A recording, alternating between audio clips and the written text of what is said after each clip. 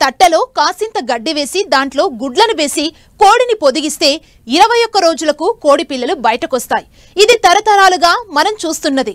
ప్రత్యేకంగా చెప్పుకునేదేమీ ఉండదు. పెద్ద పెద్ద కోళ్ల ఫారాల్లో కోడిని పొదిగేయాల్సిన అవసరం లేకుండానే యంత్రాల ద్వారా పిల్లలు ఉత్పత్తి అవుతాయి. అయితే అంత వెచ్చించి కోడి పిల్లల ఉత్పత్తి చేయలేరు. దీన్నే ఆసరాగా తీసుకుని ఇంక్యుబేటర్ సాయంతో కోడి పిల్లల ఉత్పత్తి చేస్తూ మంచి ఆదాయం పొందుతున్నారు ఏలూరు జిల్లాకు చెందిన ఓ రైతు.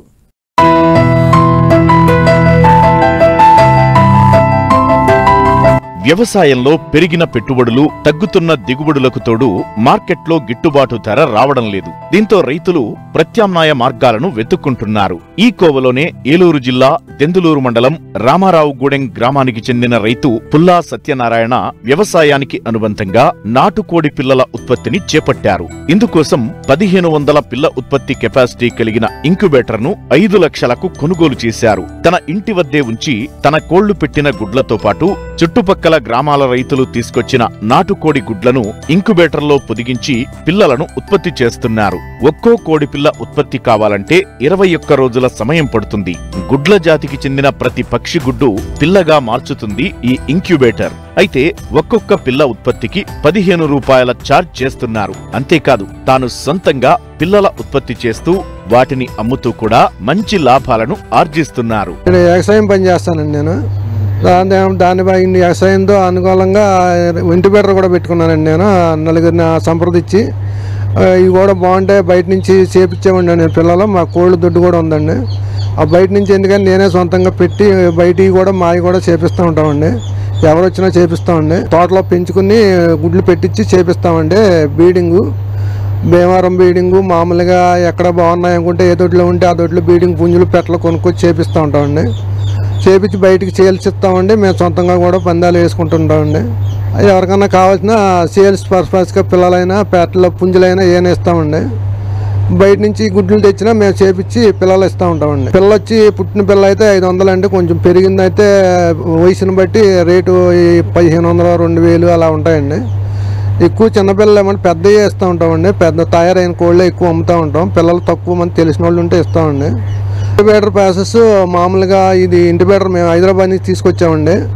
హైదరాబాద్ నుంచి కొనుక్కొచ్చి 5 లక్షలు అయిందండి. కొనుక్కొచ్చి చేపిస్తున్నామండి. మా గుడ్ల కోసం బయట గుడ్ల కోసం వస్తే దీనికి మాకు మెయింటెనెన్స్ వెళ్ళొద్దని తెచ్చి చేపిస్తున్నామండి. 21 రోజు పడుతుందండి. పిల్ల గుడ్డు పెట్టిన కాడి నుంచి 21 రోజుకి పిల్ల బయటకు వస్తుందండి. 18 రోజులు ఇందులో ఉంచుతామండి. తర్వాత తీసి పక్కన దాంట్లోకి మారుస్తామండి. 3 రోజులకి అక్కడ చుట్టిన తర్వాత 3 రోజులకి పిల్ల వస్తుంది. 21 రోజు 22 రోజుల లోపల బయటకు వస్తుంది పిల్ల వచ్చిన తర్వాత మేము ఎవరి పిల్లలు వాళ్ళకి బయట వాళ్ళకి అది ఇచ్చేస్తామండి. వాళ్ళు ఎలా పెంచుకుంటారో తెలియదు. మేమైతే బూడింగ్ కట్టి దానికి లైటింగ్ పాసింగ్ పెట్టి పెంచుతామండి. కొంతమంది తీసుకెళ్ళి పెట్టల కాడ కలుపుకుంటే అలా పర్వాలేదండి. లేకపోతే బూడింగ్ పెట్టి దానికి 200 క్యాండిల్ బల్బులు 1-2 పెట్టి దాని కింద పెట్టి పెంచుతామండి పిల్లల్ని.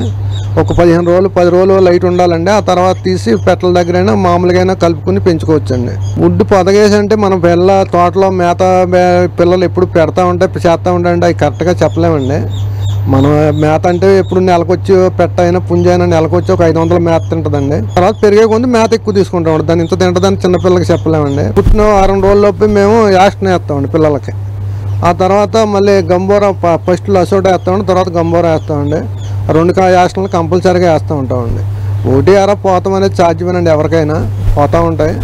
కొన్ని మిగులుతూ ఉంటాయి. ఒక్కోసారి డిసీజులు వేసినా వచ్చినా పోతూ ఉంటాయండి. అది చెప్పేది కాదండి ఎవరైనా డిసీజ్ గురించి. కాకపోతే మన జాగ్రత్తలో మనం డిసీజ్ మందు కంపల్సరీగా వేయాల్సిందేనండి. ఇప్పుడు కూడా ఇప్పుడు పుట్టిన 6 రోజులకే మందు ఫస్ట్ సారి వేసేస్తామండి. తర్వాత 15 రోజులు 20 రోజులకి 2 యాక్షన్ వేస్తామండి. అదే ఇంకేదైనా తేడా ఉందంటే ఈ ఆర్ఎంపీ డాక్టర్లు ఉంటారండి. వెటర్నరీ డాక్టర్లని సంప్రదించి మందులు అవి తెచ్చుకుని వేస్తూ ఉంటామండి. ఏదైనా డిసీజులు వస్తున్నాయి అనుకుంటే. కృష్ణ కెపాసిటీ వచ్చి 15,000 అండి. 15,000 గుడ్లు ఎక్కొచ్చండి. అన్ని పెట్టమండి. మేము 100-200 మా గుడ్లు ఉంటుంటాయి. బయట నుంచి వచ్చిన వాళ్ళే 100 రోజుకు 50 గుడ్లు 100 గుడ్లు వస్తూ ఉంటాయండి. ఆదాయం అనేది ఎవరు చెప్పేది కాదండి. ఒకళ్ళకి లాస్ రావచ్చు, ఒకళ్ళకి లాభం రావచ్చు. కరెంట్ బిల్లు దీనికి వచ్చి నెలకే 15,000, 20,000 మధ్యలో వస్తుంది ఇంక్యుబేటర్కి. ఆ ఇంక్యుబేటర్ కెపాసిటీని బట్టి కరెంట్ బిల్లు వస్తూ ఉంటుందండి. ఇన్ని పేత అనేది మనం చెప్పలేమండి. అది మన పుంజు బీడింగు పర్పస్ని బట్టి తొక్కేదాన్ని బట్టి బీడింగు పుంజు సరిపోకపోయినా పిల్లలు సరిగా అవ్వండి.